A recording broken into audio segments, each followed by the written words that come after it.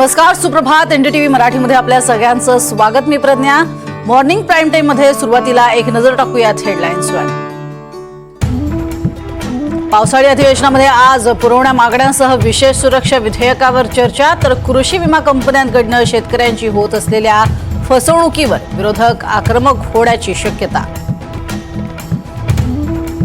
शिक्षकांचं 18 जुलै रोजी विधान भवनासमोर आंदोलन. मतदानाच्या कामासाठी नेमणूक केल्यानं शिक्षकांमध्ये नाराजी. प्रहार शिक्षक संघटनेकडून आंदोलनाचा इशारा. विधान परिषदेमध्ये आज कुणाल कामरा आणि सुषमा अंधारेंविरोधात हक्कभंग मांडला जाणार. कामरानं शिंदेंविरोधात केलेल्या कवितेसंदर्भात तर अंधारेंनी व्हिडिओचं समर्थन केल्याप्रकरणी नोटीस बजावणार. महापालिका निवडणुकीत स्वबळावर लढायचं की नाही याबाबत स्थानिक पातळीवर निर्णय. काँग्रेस प्रदेशाध्यक्ष हर्षवर्धन सपकाळांकडून भूमिका स्पष्ट. आजच्या बैठकीत अंतिम निर्णय होणार.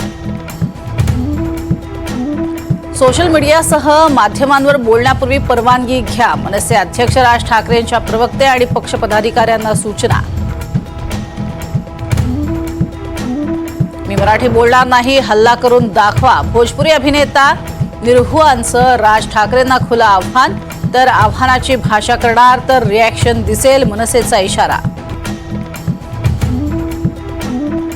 सरपंच संतोष देशमुख हत्या प्रकरणाची आज विशेष न्यायालयात सुनावणी. कराडची प्रॉपर्टी जप्त करण्यासंबंधी अर्ज, तर सरकारी वकील उज्ज्वल निकम सुनावणीला उपस्थित राहण्याची शक्यता. शेतकऱ्यांच्या कर्जमुक्तीसाठी बच्चू कडूंची आजपासून 7/12 कोरा करा ही यात्रा. यवतमाळच्या पापळगाव ते चिलगव्हाण इथे निघणार यात्रा.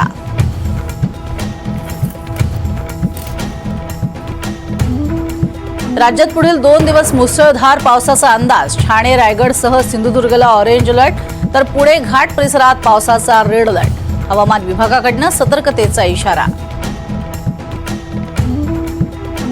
पालघरला आज पावसाचा रेड अलर्ट. जिल्ह्यातील सर्व शाळांना सुट्टी जाहीर. प्रशासनाकडून नागरिकांना सतर्कतेचा इशारा. उत्तराखंडमध्ये आज मुसळधार पावसाची शक्यता. नागरिकांना सतर्कतेचा इशारा. तर 4 जिल्ह्यांसाठी भूस्खलनाचा इशारा.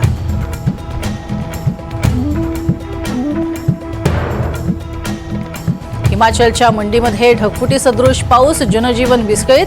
भूस्खलन आणि ढगफुटीच्या घटनांमध्ये 50 पेक्षा अधिक लोकांचा मृत्यू, तर काही जण बेपत्ता. बर्मिंगहममध्ये भारताचा इंग्लंडवर ऐतिहासिक विजय. भारताकडनं इंग्लंडचा तब्बल 336 धावांनी धुव्वा. शुभमन गिलच्या नेतृत्वात भारताचा दुसऱ्या कसोटीत विजय. मालिकेत बरोबरी.